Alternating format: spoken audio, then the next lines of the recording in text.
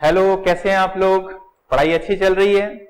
So after completing the meaning of non metal and metals in the class 10th chemistry, in the next topic we are exploring the chemical properties of metal, which includes burning in air, reaction with water, reaction with acid, reaction with other metal salt in solution.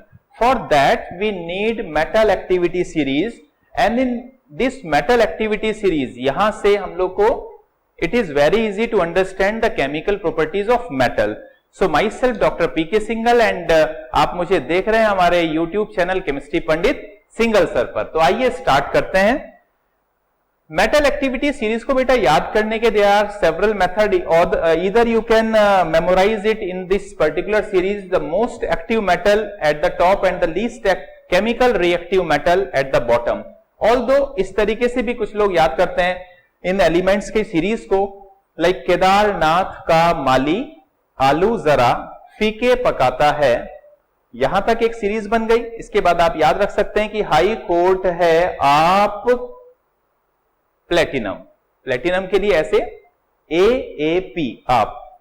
सो केदारनाथ का माली आलू जरा फीके पकाता है, high hydrogen को फिर से repeat करेंगे, हाई कोर्ट है AAP आप, हाई को। तो ये एक सीरीज को याद करने का मेथड है, आप कोई भी मेथड को यूज कर सकते हैं just to memorise. So let's start with the burning in air. So our first property number A, that is burning in air. So in this I must say almost all the metals, almost all the metal, exception है बेटा यहां पर,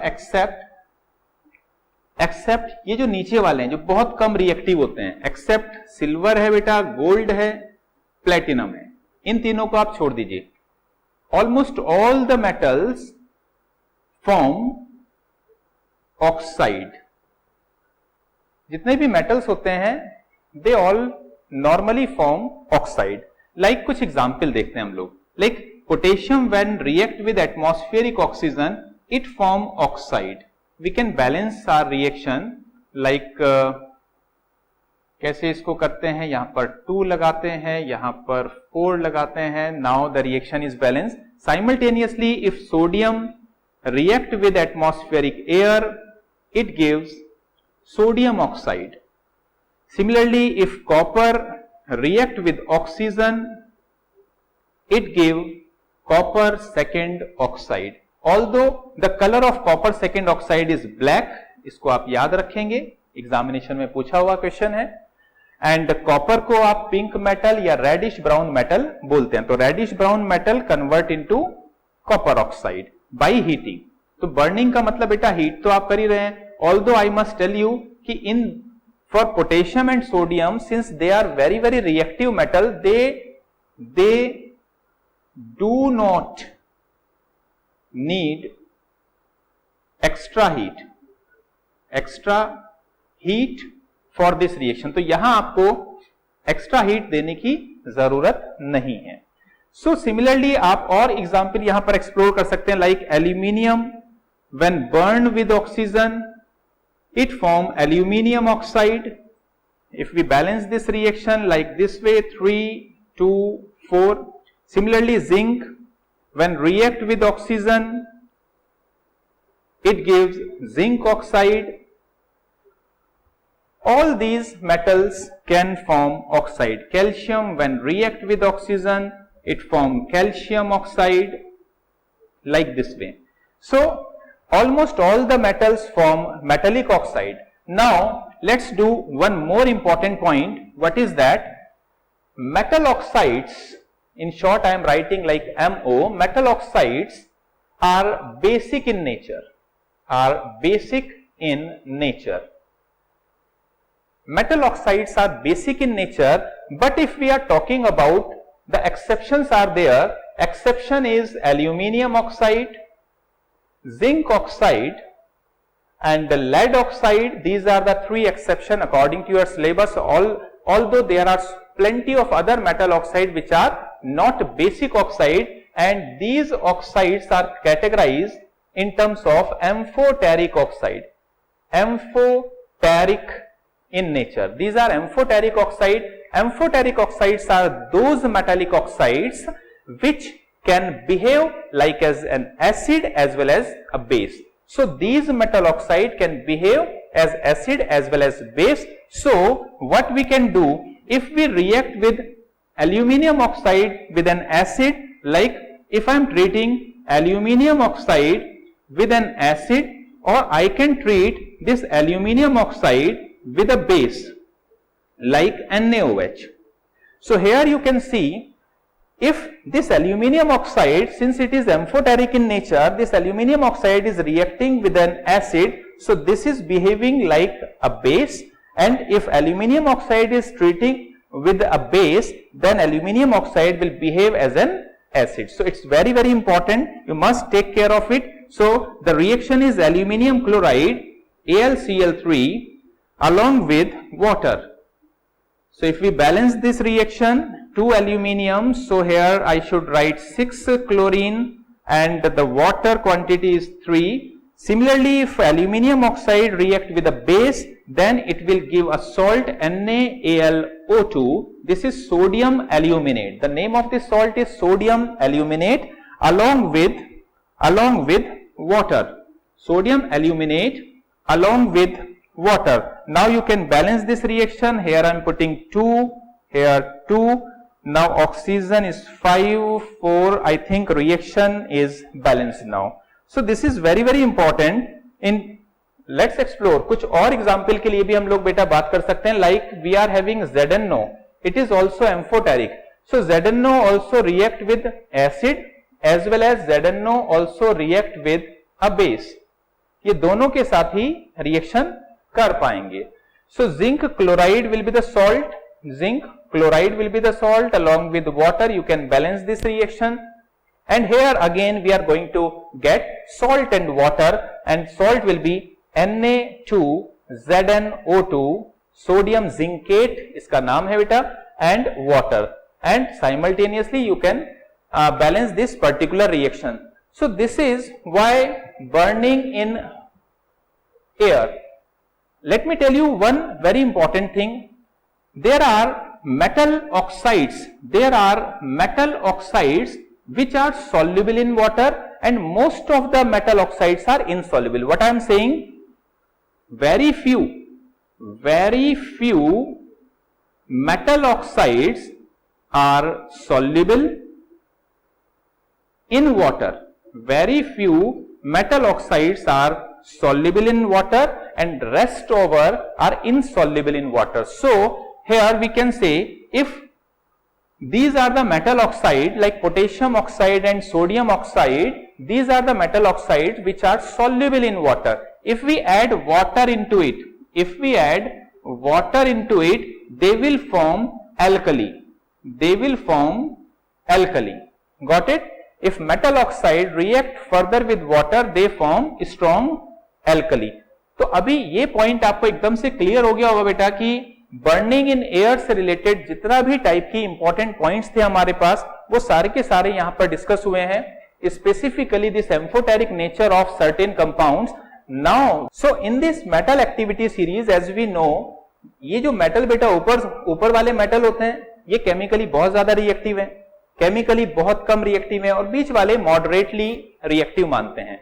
although यहां पर हम लोग जो metal oxides के बारे में बात कर रहे थे, तो metal oxide like potassium oxide, sodium oxide, ये मैंने आपको अभी भी बताया कि ये रूम टेम्परेचर पर ही ऑक्सीजन के साथ रिएक्शन करके ऑक्साइड्स बना लेते हैं, और ऑक्साइड बनाते हुए रिएक्शन इतनी फास्ट होती है, इतनी ज्यादा वाइग्रस होती है, एक्सोथर्मिक नेचर की होती है कि दे catches fire.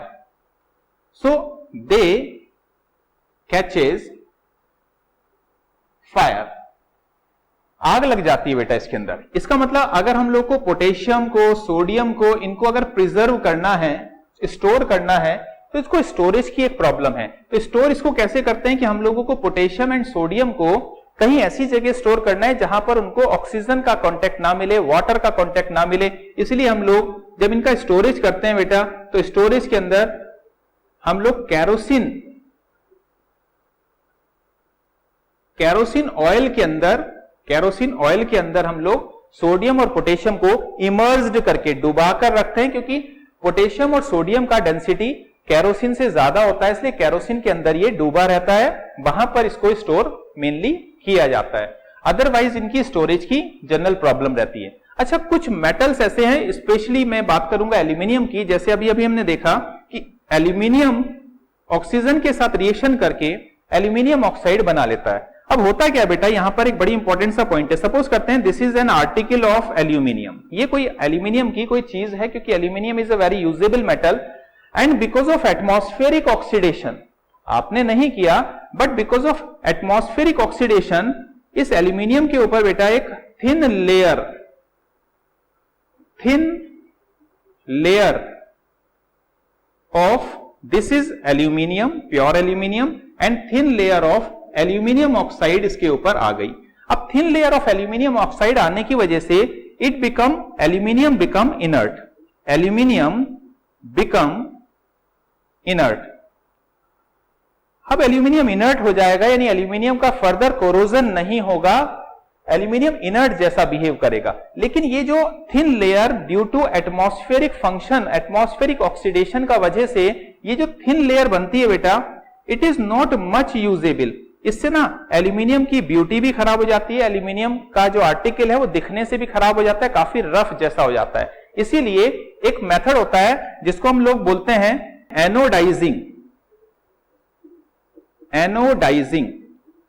Anodising means what? Anodising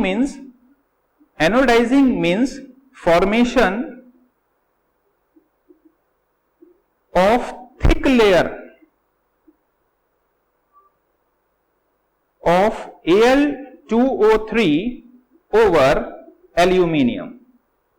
ये एनोडाइजेशन का काम होता है, यानी हम ये चाहते हैं एटमॉस्फेरिक ऑक्सीडेशन से एल्यूमिनियम के आर्टिकल पर एक थिन लेयर तो बन ही जाती है, बट ये थिन लेयर बनने से इसका गेटअप खराब हो जाता है और इसकी यूजेबिलिटी भी काफी खराब सी हो जाती है। इसलिए हम लोग करते ये हैं कि हम एक सिंपल इलेक्ट्रोलाइसिस प्रोसेस कराते हैं। इलेक्ट्रोलाइटिक प्रोसेस कराते हुए इलेक्ट्रोलिसिस का बेसिक कंसेप्ट आप लोगों को मालूम ही होगा। तो यहां पर हम लोग सेल वगैरह लगा के इलेक्ट्रोलाइसिस कराएंगे। यहां पर हम लोग जो प्योर एल्यूमिनियम है इसको बनाते हैं बेटा एनोड। क्या बनाते हैं? एनोड। और दूसरा साइड में हम लोग कैथोड लगाते हैं। और यहां पर जो इलेक्ट्रोलाइट हम लोग यूज करते हैं that is sulphuric acid dilute sulphuric acid. ये सेटअप हम लोग तैयार करते हैं। अभी क्या होगा, अब पूरा मैं रिएक्शन वगैरह नहीं बता रहा हूं, आपको एक कंसेप्ट चाहिए, बस वही बता रहे हैं। एनोड के ऊपर ऑक्सीजन डिस्चार्ज एट एनोड जो कि आपने एक प्योर एल्यूमिनियम का बनाया है, यहां पर ऑक्सीजन डिस्चार्ज होनी शुरू हो जाएगी बेटा। और ऑक्सीजन डिस्चार्ज होने की वजह से क्या होगा, यहां का aluminium which is pure, this aluminium react with oxygen and form a thick layer of aluminium oxide. Aluminium, यहां वाला एल्यूमिनियम इस ऑक्सीजन के साथ रिएक्शन करके एक थिक लेयर बनाएगा, यानी आपने पर्पसफुली एल्यूमिनियम ऑक्साइड बनाया जिसकी वजह से एल्यूमिनियम भी प्रोटेक्ट रहा और एक स्मूथ लेयर यहां पर बन जाएगी एल्यूमिनियम ऑक्साइड की। This process is known as anodising.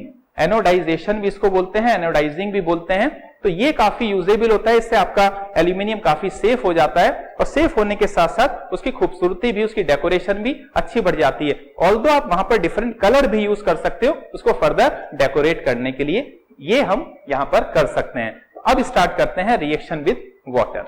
Reaction with water ये काफी इंपॉर्टेंट है और बड़ा ट्रिकी तरीके से हम लोग समझने वाले हैं। देखिए, मैं इस पूरी मेटल एक्टिविटी सीरीज को क्लासिफाई कर दे रहा हूं। यहां लेड से लेकर नीचे तक, इधर हमने आयरन लिया बेटा, iron to aluminium, this is magnesium and this is potassium, sodium, calcium. So I have classified this complete metal activity series into 4 classes. ठीक, यहां से समझना और याद करना आपके लिए बहुत ही आसान सा हो जाएगा, इसलिए ऐसा किया जा रहा है। तो देखिए, ये जो तीनों है बेटा, ये कोल्ड कोल्ड वाटर के साथ रिएक्शन कर सकते हैं। अगर हम मैग्नीशियम की बात करें तो ये हॉट वाटर के साथ रिएक्शन कर सकता है बेटा, हॉट वाटर यहां लिख दिया। Aluminium, zinc and iron they can react with steam, ये स्टीम के साथ रिएक्शन, यानी कोल्ड और हॉट वाटर के साथ ये तीनों रिएक्शन नहीं करेंगे। एल्यूमिनियम, जिंक एंड आयरन ये स्टीम के साथ रिएक्शन कर सकते हैं। And these lead, hydrogen, copper, mercury, silver, gold, platinum they do not react at all, ये वाटर के साथ किसी भी कंडीशन में रिएक्शन नहीं करते हैं। तो एक पॉइंट आपका एकदम से क्लियर हो गया। अब रिएक्शन को स्टार्ट करते हैं। तो जो फर्स्ट कैटेगरी है बेटा, potassium when react with cold water it form alkaline solution and releases hydrogen gas, ये हाइड्रोजन गैस को रिलीज करेगा। बैलेंस करते हैं रिएक्शन को 2-2-2। सिमिलरली सोडियम भी इसी तरीके का बिहेवियर रिएक्शन में शो करने वाला है। Sodium when react with water, क्योंकि दोनों का बैलेंसिंग एक जैसा होता है तो उसका बैलेंसिंग भी हमेशा एक ही जैसा होने वाला है। इसी टाइप से करेंगे। पहले इन दोनों रिएक्शन के बारे में हम लोग बात करते हैं। देखिए होता ये है बेटा, सपोज करते हैं ये आपका कंटेनर है, यहां पर वाटर है, ये कंटेनर है, यहां वाटर है, this is water. You are introducing potassium, यहां पर आपने पोटेशियम को इंट्रोड्यूस किया। सपोज करते हैं ये है आपका पोटेशियम के, ये आपने यहां पर डाला बेटा sodium. Since the density of sodium and potassium is less than water, sodium और पोटेशियम की डेंसिटी पानी से कम होती है, इसलिए वो पानी के ऊपर फ्लोट करेंगे, पहली चीज। दूसरी बात, ये रिएक्शन हाईली एक्सोथर्मिक है, इसलिए इन दोनों रिएक्शन में बहुत ज्यादा अमाउंट ऑफ हीट प्रोड्यूस होने वाली है बेटा। Both the reaction is highly exothermic, बहुत ज्यादा एक्सोथर्मिक है, रिएक्शन इज वाइग्रस। अब होता यह है कि हाइड्रोजन जो गैस यहां पर रिलीज हो रही है, हाइड्रोजन गैस यहां से रिलीज होना शुरू हो जाएगी like this bubbles. So hydrogen gas will release, और hydrogen gas is a gas which is combustible in nature. Hydrogen कैसी गैस होती है बेटा? Which is combustible in nature. So hydrogen यहां पर बर्न करना शुरू करेगी। क्यों बर्निंग होगी? क्योंकि बहुत ज्यादा हीट मिल गई। तो ये हीट और हाइड्रोजन मिलकर यहां पर क्या लग जाने वाली है? यहां पर आग लग जाएगी, यहां पर एकदम से आग लग जाएगी। तो इस रिएक्शन को हम लोग काफी कंट्रोल्ड सिस्टम में कराने की कोशिश करते हैं, अदरवाइज एक्सीडेंट होने का डर बना रहता है। एक इंपॉर्टेंट पॉइंट यह है कि यहां पर जो फ्लेम का कलर आएगा बेटा पोटेशियम के लिए लिलैक आता है, थोड़ा पिंकिश जैसा, और यहां पर जो सोडियम के लिए बर्निंग जो फ्लेम आती है वो गोल्डन येलो आती है। गोल्डन येलो फ्लेम के साथ सोडियम यहां पर जल रहा होता है। अब बात करते हैं कैल्शियम की। तो कैल्शियम भी वाटर के साथ रिएक्शन करता है, हाइड्रोक्साइड बनाएगा, कैल्शियम हाइड्रोक्साइड बनाएगा और हाइड्रोजन गैस को रिलीज करेगा। यहां पर भी हीट निकलती है, but the amount of heat released is very very less. इन दोनों के कंपैरिजन में यहां पर जो हीट रिलीज होती है वो काफी कम होने वाली है। अब दूसरा पॉइंट अगर हम यहां पर समझे, सपोज करते हैं ये वाटर है, अब वाटर के अंदर आपने कैल्शियम को उठाया और डाल दिया, लेकिन कैल्शियम की डेंसिटी बेटा होती है ज्यादा, तो कैल्शियम क्या करेगा? पानी के अंदर सिंक डाउन हो जाएगा, डूब जाएगा। अब क्या होगा? ये रिएक्शन स्टार्ट होगी, हाइड्रोजन गैस बननी शुरू होगी। तो पहले तो हाइड्रोजन गैस ऐसा रिलीज होना शुरू होगा, but with the passage of time इस कैल्शियम के चारों तरफ भी हाइड्रोजन के बबल्स इकट्ठे होने शुरू हो जाएंगे। इसकी वजह से क्या होगा कि इस हाइड्रोजन को के बबल्स, इस हाइड्रोजन के बबल्स इस कैल्शियम के पीस के ऊपर चारों तरफ ऐसा लग जाएंगे मॉलिक्यूलर साइज के, तो इसको फ्लोट करा देंगे। यानी आप ये कहेंगे कि यहां पर इसने फ्लोटिंग करा दी अच्छे से। किसको? कैल्शियम को। याद रहेगा पहले कैल्शियम बेटा डूबा हुआ रहेगा क्योंकि उसकी डेंसिटी ज्यादा है। जब ये रिएक्शन चलना शुरू होगा तो हाइड्रोजन एड्सॉर्प्शन हो जाएगा हाइड्रोजन गैस का, तो हाइड्रोजन गैस का एड्सॉर्प्शन होकर इस कैल्शियम को ये फ्लोट करा देगा, ऊपर की तरफ ले आएगा। तो यहां पर फ्लोट तो करा देगा, फ्लोटिंग तो कैल्शियम की हो जाएगी, लेकिन याद रखिए कि इतनी ज्यादा हीट प्रोड्यूस नहीं हो रही है कि कैल्शियम में बर्निंग हो सके, यानी यहां पर बर्निंग नहीं होगी। तो आई थिंक ये तीनों के तीनों पॉइंट आपको एकदम से क्लियर हो गए। अब मैग्नीशियम के बारे में यहां पर बात करते हैं। देखिए मैग्नीशियम को लेकर अगर हम रिएक्शन करते हैं तो मैग्नीशियम के लिए वाटर कैसा होना चाहिए? गर्म होना चाहिए, यानी हॉट वाटर होना चाहिए, तो मैग्नीशियम रिएक्शन करता है बिल्कुल इसी तरीके से। तो मैग्नीशियम का हाइड्रोक्साइड बनेगा बेटा अलोंग विद हाइड्रोजन गैस। तो बिल्कुल रिएक्शन वैसी होगी, आप इसको बैलेंस कर सकते हैं। I think the reaction is balance now. यहां पर भी बिल्कुल वही होगा कि मैग्नीशियम यहां पर डेंसिटी ज्यादा होने की वजह से नीचे सिंक डाउन करेगा, यही प्रोसेस की वजह से ऊपर आ जाएगा और ये प्रोसेस चलता रहेगा, लेकिन बर्निंग यहां पर भी मैग्नीशियम में आपको देखने को नहीं मिलेगी। तो आई थिंक ये चारों के चारों क्लियर हो गए। अब एल्यूमिनियम, जिंक और आयरन के बारे में बात करते हैं स्टीम की, तो उसको हम यहां देखते हैं। मैं इसको हटा दे रहा हूं, लिलैक कलर आपको पता ही है इसका फ्लेम का है। तो एल्यूमिनियम और साथ में ले रहे हैं जिंक और आयरन। एल्यूमिनियम, जिंक और आयरन, अगर इनकी रिएक्शन होती है तो ये वाटर के किस फॉर्म से रिएक्शन कर रहे हैं बेटा?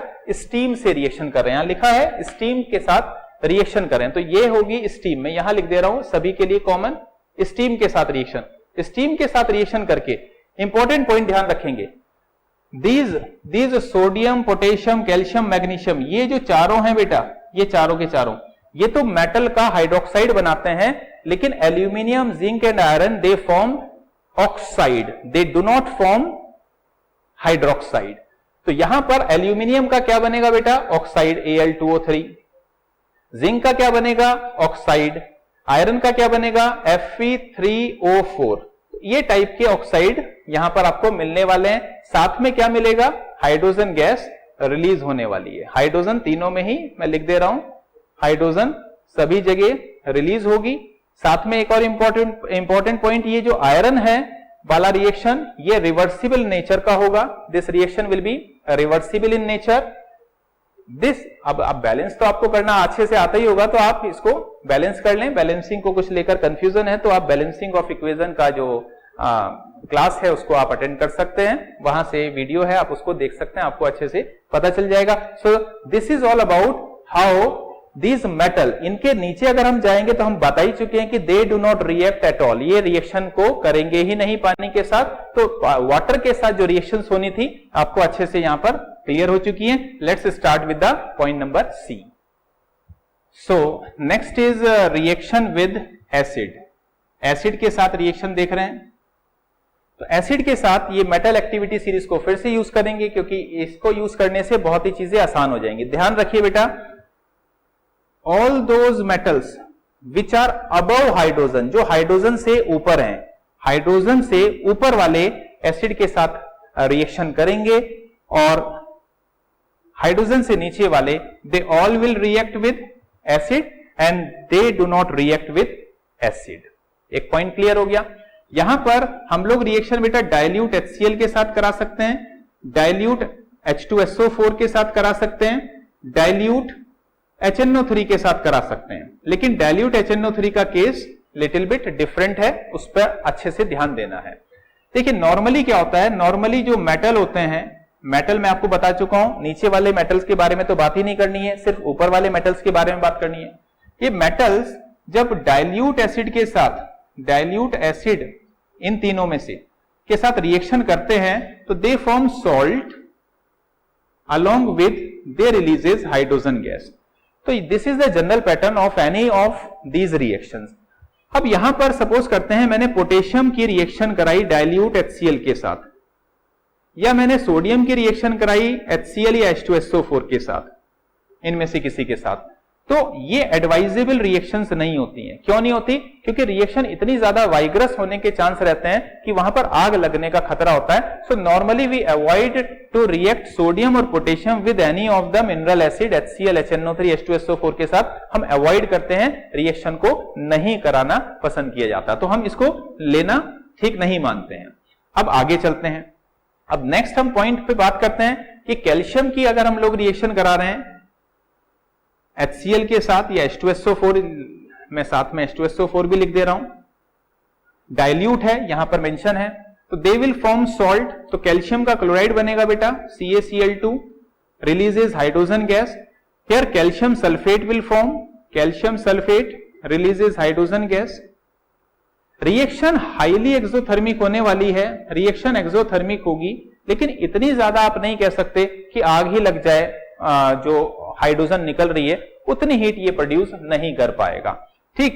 लेकिन अगर मैं बेटा कैल्शियम की रिएक्शन HNO3 के साथ कराता हूं डाइल्यूट, तो यहां पर आपको hydrogen gas will not evolve।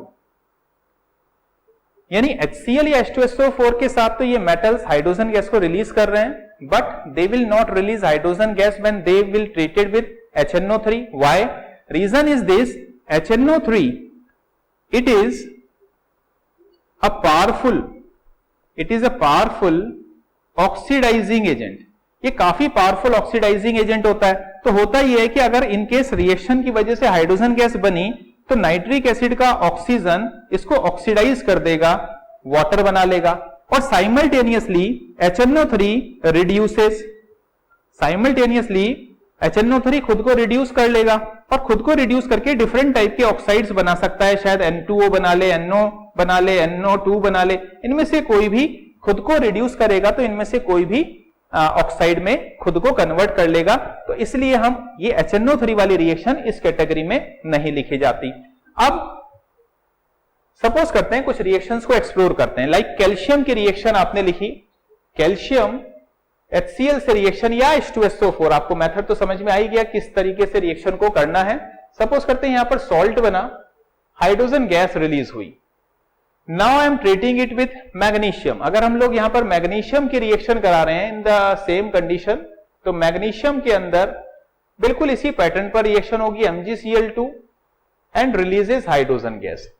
Now I am taking like zinc में ले रहा हूं, क्योंकि पैटर्न आपको समझ में आ गया तो फिर आपको कोई प्रॉब्लम होने वाली नहीं है। तो so this type of reaction आप सल्फेट के साथ भी करा सकते हैं, सेम पैटर्न में रिएक्शन होने वाली है। अब रिएक्शन बेटा हो रही है, आप सपोज करते हैं आपने डिफरेंट टेस्ट ट्यूब के अंदर ये रिएक्शंस कराई, फर्स्ट वाले में कैल्शियम वाली, सेकंड में मैग्नीशियम वाली, इधर जिंक वाली, and bubbles of hydrogen gas is evolving. तो यहां पर कई बार ये पूछते हैं कि किस स्पीड से बबल्स निकलने वाले हैं, उसके लॉजिक को बताइए, यानी किधर ज्यादा बबल्स निकलेंगे, किधर कम बबल्स निकलेंगे। तो जहां पर केमिकल रिएक्टिविटी ज्यादा होगी तो रिएक्शन वहां ज्यादा फास्ट होगी, जहां केमिकल रिएक्टिविटी थोड़ी कम होगी वहां केमिकल रिएक्शन की स्पीड भी, जिसको हम रेट ऑफ रिएक्शन बोलते हैं, वो भी स्लो हो जाएगी। तो यहां आप देखिए इन तीनों में कैल्शियम सबसे ऊपर है, उसके बाद यहां पर मैग्नीशियम दिखाई दे रहा है, जिंक और नीचे दिखाई दे रहा है। इट मींस सबसे ज्यादा फास्ट हाइड्रोजन यहां पर निकलने वाली है। अगर ये कैल्शियम वाला है, ये मैग्नीशियम वाला है, ये जिंक वाली है, तो मैं बोलूंगा रेट ऑफ रिएक्शन कैल्शियम का सबसे ज्यादा फास्ट होगा, मैग्नीशियम थोड़ा सा स्लो प्रोसेस से रिएक्शन करेगा, यानी यहां पर आपको बबल्स कुछ कम दिखाई देंगे। अगर जिंक, वहां पर आपको बबल्स और कम दिखाई देंगे। So this will be the order of rate of reaction you can say, or this will be the order of rate of evaporation or evolution of hydrogen gas in terms of bubble। तो like this way you can conduct। अगर मैं iron के लिए बात करता हूं, देखिए एक आयरन की रिएक्शन भी इंपॉर्टेंट मानते हैं। आयरन की रिएक्शन सपोज करिए मैंने HCl के साथ कराई, so here we are getting FeCl2 and H2 hydrogen gas. तो मैं आयरन को इस जगह किधर प्लेस करूंगा, तो definitely iron is after zinc, आप देख सकते हैं। तो आयरन को मेरे को इसके बाद रखना पड़ेगा, यानी आयरन जब HCl के साथ रिएक्शन करेगा तो हाइड्रोजन गैस के बबल्स बहुत धीरे धीरे से निकलने वाले हैं। सपोज करते हैं मैंने कॉपर की रिएक्शन कराई बेटा HCl के साथ, and I am expecting that copper chloride बन रहा है और हाइड्रोजन गैस रिलीज हो रही है। So this reaction will be a wrong reaction. क्यों? Because copper lies after hydrogen, copper hydrogen के बाद आया है, और हाइड्रोजन के बाद आने की वजह से कॉपर किसी मिनरल एसिड के साथ रिएक्शन करके हाइड्रोजन गैस को रिलीज नहीं कर पाएगा। ठीक है, इसको मैं रब कर दे रहा हूं, कुछ और पॉइंट्स हैं वो इसको एक्सप्लोर करते हैं। अब हम लोगों से एक पॉइंट तो पूछ रहे हैं बार बार कि भैया वो अगर हम किसी का reaction like calcium if reacting with HNO3 not giving hydrogen gas, ऐसा नहीं कर पा रहा है, तो क्वेश्चन ये पूछ सकते हैं कि name 2 metals which releases hydrogen gas when react with HNO3. So here are the answer. If magnesium and manganese, these are the 2 metals, remember very important, when magnesium or manganese when they react with nitric acid, but remember the dilution should be very high, यानी very dilute होना चाहिए बेटा। ये nitric acid should be very dilute. अगर मैं dilution की value आपको बताऊं तो मैं बोल सकता हूं अप्रोक्सीमेटली 1%, यानी बहुत सारा पानी उधर होगा, डाइल्यूट होगा, then it's perfectly alright. So then you will get your product. So like magnesium nitrate you will get MgNO3 whole twice, and here manganese Mn NO3 whole twice along with hydrogen gas. तो ये दो cases हैं बेटा. This you have to remember that when manganese and magnesium react with very very dilute nitric acid, they releases hydrogen gas. एक तो ये point आपको याद रखना है. दूसरा इंपॉर्टेंट पॉइंट बात करता हूं अब. एक है बेटा aqua regia, aqua regia REGIA, जिसको रॉयल वाटर भी बोलते हैं. रॉयल वाटर, ये होता क्या है, काफी इंपॉर्टेंट है. एक्वा रीजिया बेटा हम लोग क्या करते हैं, HCl लिया कॉन्सेंट्रेटेड, HNO3 लिया कॉन्सेंट्रेटेड, इसको हमने 3:1 के रेशो में मिक्स कर दिया. So this mixture is known as aqua regia. इस मिक्सचर को हम लोग एक्वा रीजिया बोलते हैं. When both these together they react, they form NOCl, nitrosyl chloride, along with water, and यहां से इसको हटा दे रहे हैं, एंड साथ में ये देते हैं बेटा nascent chlorine. Yes, nascent chlorine, this is nitrosyl chloride. तो ये जो नेसेंट क्लोरीन है ये बहुत ही पावरफुल ऑक्सीडाइजिंग एजेंट बन जाता है, बहुत ही ज्यादा पावरफुल ऑक्सीडाइजिंग एजेंट है. एक्वा रीजिया एक बहुत ही ज्यादा पावरफुल कोरोसिव एसिड मानते हैं. ये इतना ताकतवर होता है बेटा कि अगर गोल्ड और प्लेटिनम, ये दो ऐसे मेटल हैं, आप किसी भी एसिड में इनको डिसॉल्व नहीं कर सकते, लेकिन एक्वा रीजिया में गोल्ड को और प्लेटिनम को डिसॉल्व किया जा सकता है in form of their chloride, in form of their chloride. तो गोल्ड और प्लेटिनम को किस मेटल में डिसॉल्व कर सकते हैं, किस एसिड में सॉरी डिसॉल्व कर सकते हैं, तो your answer should be aqua regia में डिसॉल्व कर सकते हैं. And these are the reaction involve. ये वो रिएक्शन होती हैं, ऑरिक क्लोराइड यानी गोल्ड का क्लोराइड है प्लेटिनम क्लोराइड की फॉर्म में. ये क्लोरीन कहां से मिला, नेसेंट क्लोरीन एक्वा रीजिया के अंदर से मिला. This is very very very important, and this is all about your reaction with acid. अब हम नेक्स्ट पॉइंट की तरफ स्टार्ट कर रहे हैं, reaction with other metal salts. So our next point is reaction with other metal salt. So number D point, इसमें क्या होने वाला है बेटा, एक्टिव मेटल,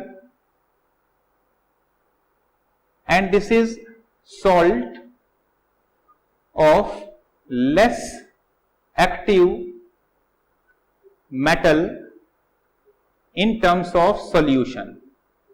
एक्वा सॉल्यूशन होगा, एक्टिव मेटल होगा, salt of less active metal होगा, तो यहां पर आपको सॉल्ट मिलेगा और साथ में मेटल मिलेगा. अब ये डिस्प्लेसमेंट कैसे, सपोज करते हैं एक्टिव मेटल को मैं लिख रहा हूं M और मेटल सॉल्ट को लिख रहा हूं MS, M-S. M-S means a metal which is less active in terms of salt solution. तो होता यहां पर ये डिस्प्लेसमेंट हो जाएगा, ये मेटल इस लेस एक्टिव मेटल को सॉल्ट सॉल्यूशन से डिस्प्लेस कर देगा, and it will give you MS and M- will be release. हमेशा क्या होगा, ऊपर वाला ज्यादा एक्टिव है, अपने से नीचे वालों को सॉल्ट सॉल्यूशन से डिस्प्लेस कर पाएगा. जैसे एक एग्जांपल हम लोग देखते हैं. फॉर एग्जांपल ये एक टेस्ट ट्यूब है बेटा, चलो दो टेस्ट ट्यूब लेते हैं.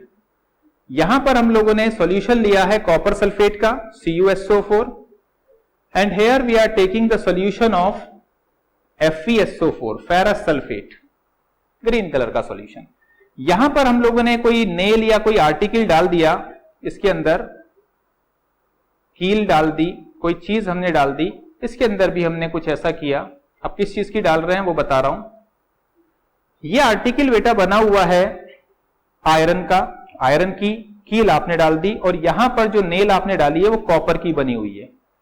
क्या ऑब्जर्वेशन होगी, कैसे यहां पर रिएक्शन होगी, तो देखिए यहां पर आयरन कॉपर सल्फेट से कॉपर को डिस्प्लेस करने की कोशिश करेगा. सो FeSO4 बना, कॉपर को अलग कर दिया. इधर हम सोचते हैं, अज्यूम करते हैं कि कॉपर FeSO4 के साथ रिएक्शन करके कॉपर सल्फेट बना रहा है and displacing iron. Now what happen, see here, इन दोनों में से सबसे पहले वेरीफाई करते हैं कि कौन सा रिएक्शन सही रिएक्शन है।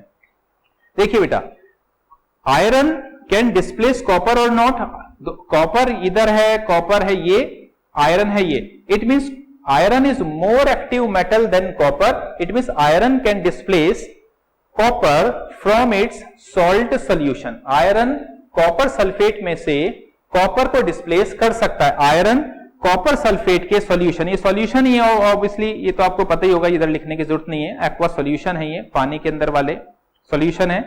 तो ये आयरन कॉपर सल्फेट में से कॉपर को डिस्प्लेस कर सकता है, it means this reaction is right. But copper can not displace iron, क्यों नहीं? क्योंकि एक्टिविटी सीरीज में आपको कंसेप्ट समझ में आ रहा होगा, ऊपर वाले अपने से नीचे वालों को डिस्प्लेस कर पाएंगे, सॉल्ट सॉल्यूशन से नीचे वाले ऊपर वालों को नहीं कर पाएंगे, सो this reaction is wrong. It means copper solid iron solid, ये है आयरन सॉलिड, यानी यहां तो कोई केमिकल रिएक्शन होने वाली है बेटा, लेकिन यहां आपको कोई ऑब्जर्वेशन नहीं मिलेगी, तो इसका आंसर क्या होगा? No observation. यहां क्या आंसर मिलेगा? व्हाट वुड यू ऑब्जर्व, आपको क्या ऑब्जर्वेशन मिलेगी? यहां पर ऑब्जर्वेशन ये मिलेगी कि आयरन ने कॉपर को डिस्प्लेस कर दिया, तो कॉपर आपको यहां पर आयरन नेल के ऊपर कॉपर एक्यूमुलेट होते दिखाई देगा, और साथ में आयरन यहां से डिसॉल्व होते हुए दिखाई देगा। तो what observation you will gate? The colour, इसका कलर कैसा होता है बेटा? कॉपर सल्फेट का ब्लू।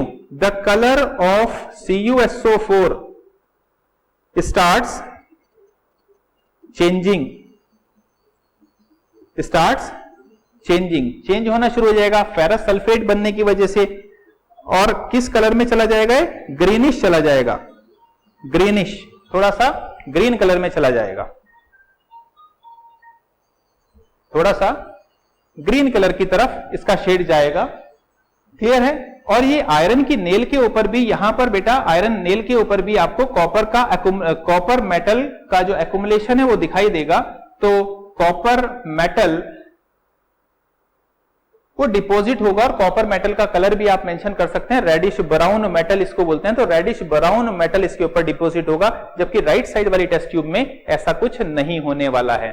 चलो एक दो एग्जाम्पल और हम लोग करते हैं। जैसे सपोज करते हैं हमने कॉपर सल्फेट का रिएक्शन कराया जिंक के साथ, या फिर कॉपर का रिएक्शन कराया हम लोगों ने जिंक सल्फेट के साथ। नाउ यू टेल मी, दोनों में से कौन सा रिएक्शन ज्यादा हो पाएगा या कौन सा रिएक्शन नहीं हो पाएगा? देखते हैं। कॉपर यहां पर देखिए, जिंक यहां पर है, कॉपर यहां, it mean zinc can displace copper, but copper can not displace zinc from its salt solution. It means ये रिएक्शन तो बेटा हो जाएगा, लेकिन ये रिएक्शन नहीं होने वाला है, because copper can not displace zinc. Similarly आप कुछ और एग्जाम्पल को सोच सकते हैं, लाइक कैल्शियम की रिएक्शन हम लोग करा देते हैं फेरस सल्फेट के साथ, कैल्शियम की रिएक्शन FeSO4 के साथ, यस और नो, होगी या नहीं होगी? यस डेफिनेटली होगी। यहां कैल्शियम सल्फेट आपको मिल जाएगा, आयरन को ये डिस्प्लेस कर देगा। तो I think I made myself very much clear कि how they are behaving, how they are reacting, and this is all about your topic chemical properties of metal. Chemical properties के लिए आपको इतना पढ़ना है, आप अच्छे से पढ़ाई करिए, और मुझे लगता है कि अपनी बात मैंने पूरी कर ली है। So keep learning and do well.